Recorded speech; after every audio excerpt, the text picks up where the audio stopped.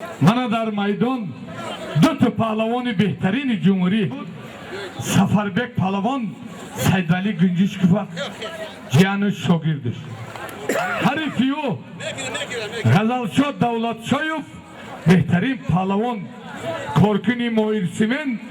ناحیه یوان جایگاه یک اسب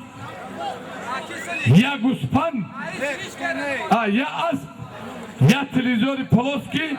یک قالین 300 سامان دیگه غیر کنکورس اینامی شربچه مچایی 300 سامان دیگه در نام غزل اینامی پلکونیک رجبوف دادر اکی رحیم با تخلصی رحیمی بلوشنر شاگردش اسلام نایه واسه سالم یک گوسفند 1000 سامان دیگه من جیانی برادری ما اکی رحیم با تخلصی رحیم بلوشنر جیانش اسلام واسه خوش به حالت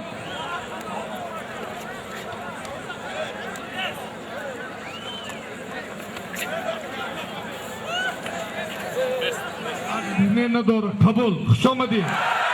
تا چاری گوسفند نه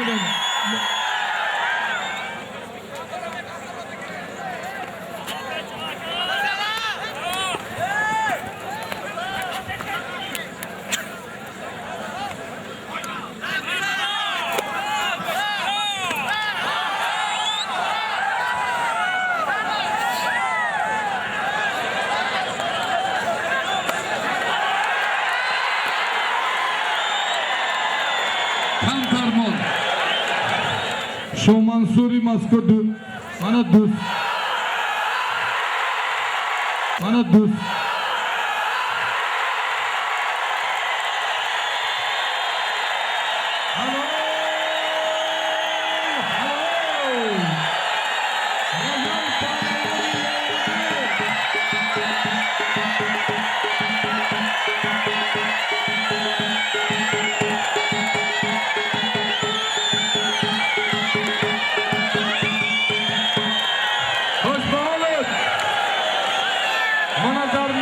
شو منصوری همدانی 300 سامان دیگه که از